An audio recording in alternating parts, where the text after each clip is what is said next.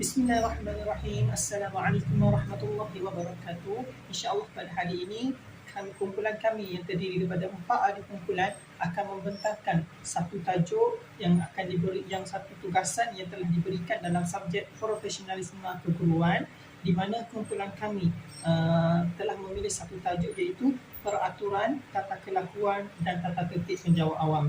Sebelum itu, kumpulan kami terdiri daripada iaitu Muhammad Hafizuddin, Muhammad Lukmanuddin, Muhammad Dailami dan saya sendiri, Ni Aizuddin bin Muhammad, yang mana kesemua daripada kami adalah daripada unit PAI Menengah 1.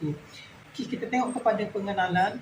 Okay, sebagai seorang penjawat awam di negara Malaysia, satu undang-undang yang telah diguna pakai kepada keseluruhan, kepada kesemua penjawat awam yang dinamakan iaitu Peraturan-Peraturan Pegawai Awam kurungan Kelakuan dan Tata Tertib 1993 PU kurungan A395, yang mana dia telah menggantikan satu peraturan lama yang dinamakan iaitu Perintah-Perintah Am kurungan Kelakuan dan Tata Tertib bahagian D 1980.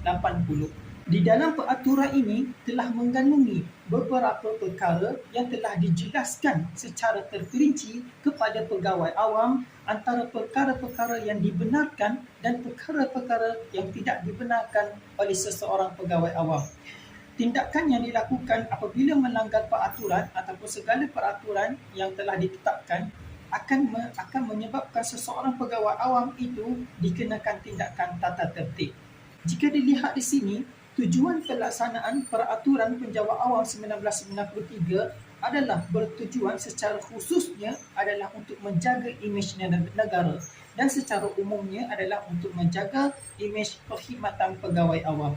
Sekiranya didapati mana-mana penjawat awam yang melanggar peraturan yang telah ditetapkan, boleh dikenakan sebagai tindakan bertujuan untuk merubah tingkah laku penjawat awam itu sendiri dan juga dijadikan sebagai pengajaran kepada orang lain. Untuk penerangan yang lebih terperinci, insya-Allah ahli kumpulan saya akan membentangkan dengan lebih lanjut mengenai apa yang terkandung pada peraturan penjawat awam 1993 dan akan menjelaskan dengan secara lebih dalam lagi, insya-Allah. Bismillahirrahmanirrahim. Assalamualaikum warahmatullahi wabarakatuh. Nama saya Muhammad Lukmanuddin bin Abdul Razak daripada PAI Menengah 1. Jadi saya akan memberi sedikit penjelasan berkenaan dengan subtopik daripada tajuk Peraturan Tata Kelakuan dan Tata Tertib Penjawat Awam, yang mana subtopiknya di bawah tajuk apakah matlamat dan rasional daripada peraturan dan ataupun undang-undang tata kelakuan dan tata tertib yang telah ditetapkan kepada penjawat awam. Baiklah, matlamat utama daripada peraturan tata tertib penjawat awam ini ialah yang pertamanya melaksanakan tugas dengan cekap dan beramanah serta bertanggungjawab, yang mana ia merujuk kepada satu tindakan ataupun sikap yang diharapkan daripada seorang penjawat awam supaya diorang dapat melaksanakan tugas-tugas mereka dengan baik dan juga profesional. Jadi saya akan huraikan apakah yang dimaksudkan dengan cekap, beramanah dan juga bertanggungjawab. Yang pertama ialah cekap. Cekap ini merujuk kepada penjawat awam ini harus mampu menyelesaikan tugas dengan kemahiran serta kecekapan dan juga efisiensi yang tinggi, yang mana mereka harus mempunyai kebolehan dan pengetahuan yang mencukupi untuk menjalankan tugas mereka dengan baik. Kemudian yang kedua, bertanggungjawab. Bertanggungjawab bermaksud penjawat awam ini harus menyedari bahawa mereka ini mempunyai tanggungjawab untuk menjalankan tugas mereka dengan betul dan mengambil dan bertanggungjawab dengan setiap apa yang tindakan dan keputusan yang mereka telah lakukan. Kemudian yang ketiga ialah beramanah. Beramanah bermaksud penjawat awam ini haruslah seorang yang boleh dipercayai dan diandalkan dalam menjalankan tugas mereka, yang mana mereka harus mempunyai integriti yang tinggi dan tidak melakukan tindakan yang tidak bermoral dan juga tidak beretika. Baiklah, seterusnya meletakkan kepentingan awam lebih utama daripada kepentingan peribadi, yang mana ianya merujuk kepada satu tindakan ataupun sikap yang diharapkan daripada seorang pejabat awam ini, yang mana ia penting dalam memastikan kepentingan rakyat sentiasa menjadi keutamaan di dalam mereka menjalankan tugas, yang mana pejabat awam ini seharusnya mempunyai kesedaran dan kefahaman tentang kepentingan awam adalah hal besar dan berupaya untuk mengutamakan kepentingan tersebut dalam melaksanakan tugas mereka lah. Dan juga mereka harus menolak segala bentuk penyalahgunaan kuasa ataupun kedudukan mereka sebagai pejabat awam untuk penggunaan peribadi, yang mana seorang pejabat awam itu tidak sepatutnya bertindak dengan penyelewengan di atas kedudukan yang mereka miliki ataupun jawatan yang mereka miliki. Itu dalam matlamat yang kedua. Baiklah, untuk matlamat yang ketiga pula ialah memelihara dan menjaga imej perkhidmatan awam, yang mana ianya merujuk kepada satu sikap yang sangat diharapkan ada di dalam diri seorang pejabat awam dalam mempertahankan dan juga meningkatkan imej serta reputasi institusi awam serta meningkatkan kepercayaan masyarakat terhadap perkhidmatan awam, yang mana pejabat awam ini harus mempunyai kesediaan untuk menerima sebarang kritikan yang berbentuk konstruktif dan juga memperbaiki kelemahan mereka semasa menjalankan tugas, yang mana mereka juga harus bersedia untuk melibatkan diri dalam usaha-usaha untuk memperbaiki sistem dan juga proses perkhidmatan awam supaya ianya lebih efektif dan juga lebih dipercayai. Samping itu, dalam memelihara dan juga menjaga imej perkhidmatan awam ini, pejabat awam juga harus memastikan kejelasan serta kecekapan dan juga keberkesanan dalam menyampaikan maklumat serta memberikan perkhidmatan mereka, yang mana mereka harus menjaga kepercayaan yang telah diberikan oleh rakyat ataupun diberikan oleh masyarakat terhadap institusi awam bagi mengukuhkan lagi hubungan baik di antara masyarakat dan juga kerajaan.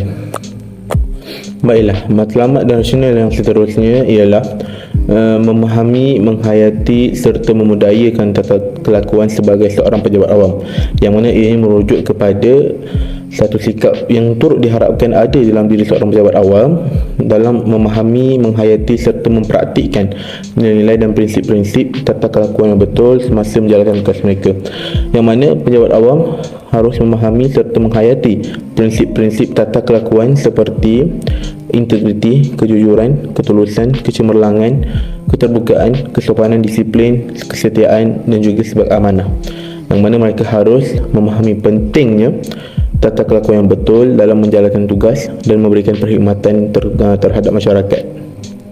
Selain itu, mereka juga harus mempraktikkan prinsip-prinsip tata kelakuan ini dalam kehidupan mereka, yang mana supaya mereka ini boleh menjadi suri teladan yang baik dan juga berperanan sebagai ejen pengukuhan ataupun ejen perubahan di dalam meningkatkan tata kelakuan dalam organisasi mereka dan juga dalam masyarakat.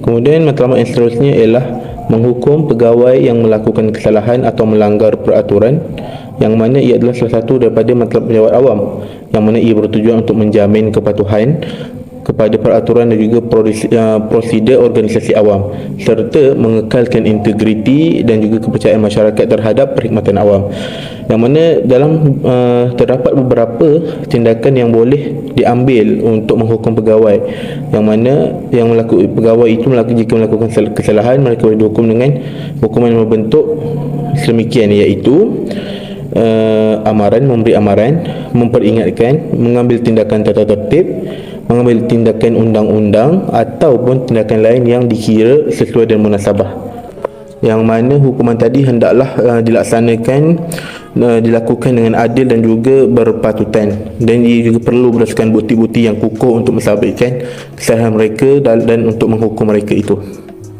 Dalam beberapa kes, kalau kesalahan itu dilihat amat berat dan juga serius, maka langkah yang terbaik ialah memberhentikan perkhidmatan mereka daripada sektor awam tersebut. Jadi matlamat yang terakhir bagi meningkatkan kualiti perkhidmatan awam ialah pembangunan modal insan minda kelas pertama melalui pelaksanaan tata tertib ini ialah merupakan satu daripada aspek penting dalam menjamin kestabilan dan juga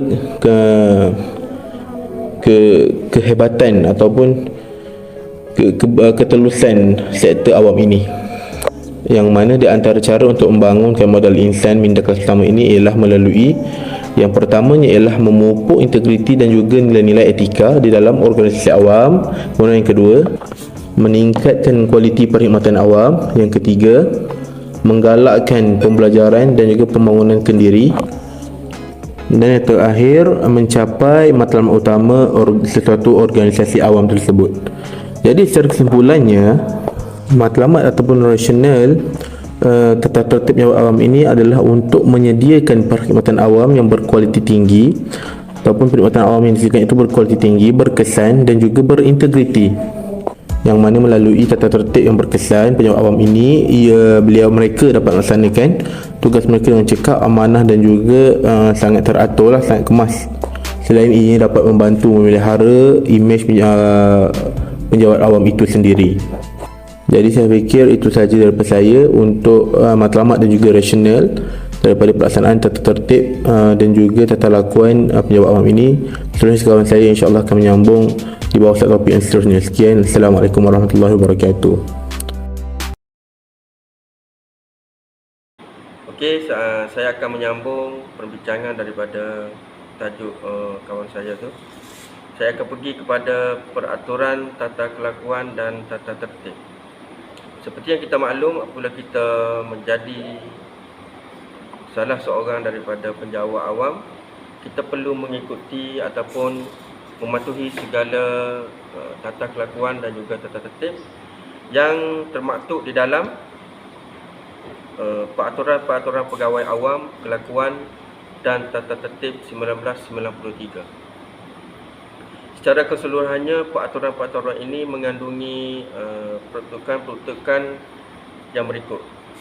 Yang pertama, peraturan-peraturan mengenai tata kelakuan, Code of Conduct, serta larangan dan juga kesalahan khusus. Maksudnya setiap kesalahan yang dilakukan ni dia ada kod-kod dia yang sudah termaktub di dalam Akta 1993 tersebut. Dan yang kedua, tanggungjawab serta tugas kawalan dan pengawasan tata tertib, di mana tanggungjawab ini adalah menjadi salah satu tugas kepada penjawat awam untuk melaksanakannya dengan jujur dan juga penuh dedikasi.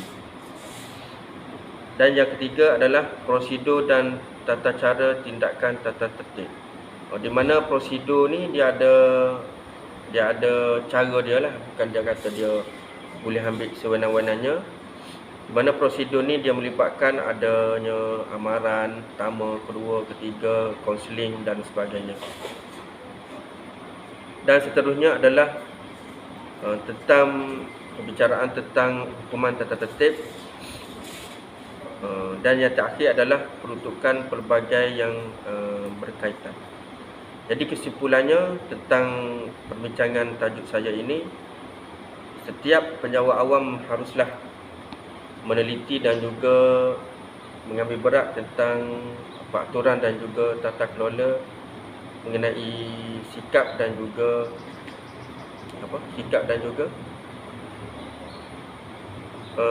diri inilah supaya kita tidak terlibat dengan peraturan ni, tidak terlibat dengan penyalahgunaan kuasa, salah guna barang-barang kerajaan dan sebagainya. Okey, terima kasih. Okey, kita beralih pula kepada slide yang seterusnya adalah hukuman tata tertib.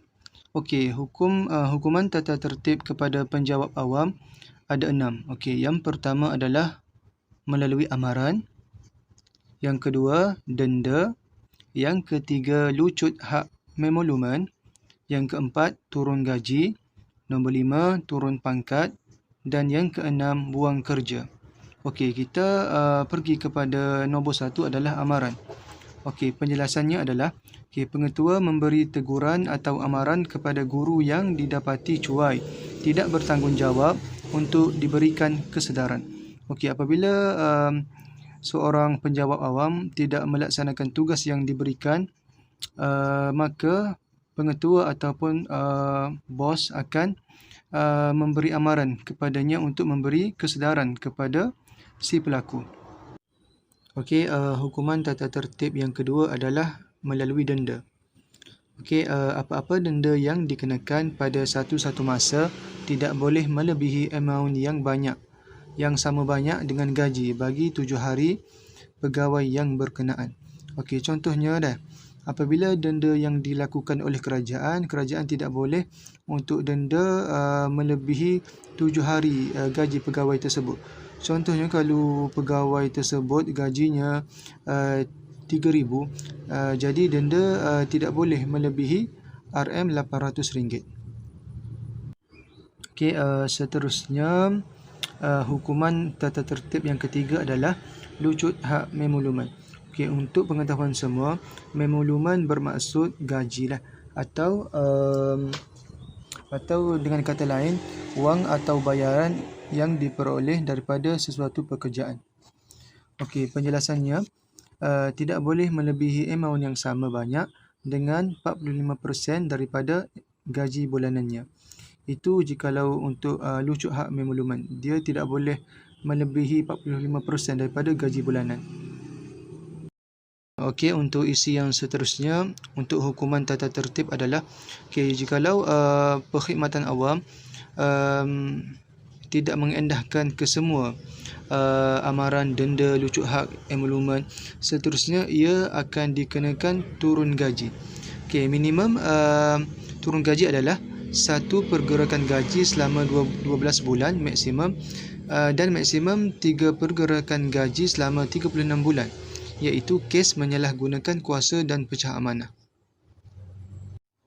Okey, untuk isi yang seterusnya adalah hukuman tata tertib kepada penjawat awam adalah turun pangkat.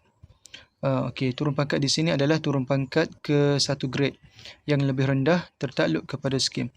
Okey, contohnya, jika seorang penjawat awam itu telah dinaikkan pangkat ke DG, contohnya DG 48 ataupun DG 52, pihak KPM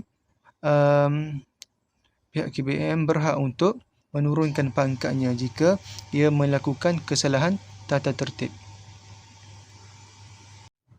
Okey, seterusnya adalah isi yang terakhir sekali untuk hukuman tata tertib ini untuk penjawat awam adalah yang terakhir sekali, jika amaran tidak diendahkan, denda, lucut hak emolumen, turun gaji dan turun pangkat, seterusnya ia akan dibuang kerja ataupun dikeluarkan dari perkhidmatan awam.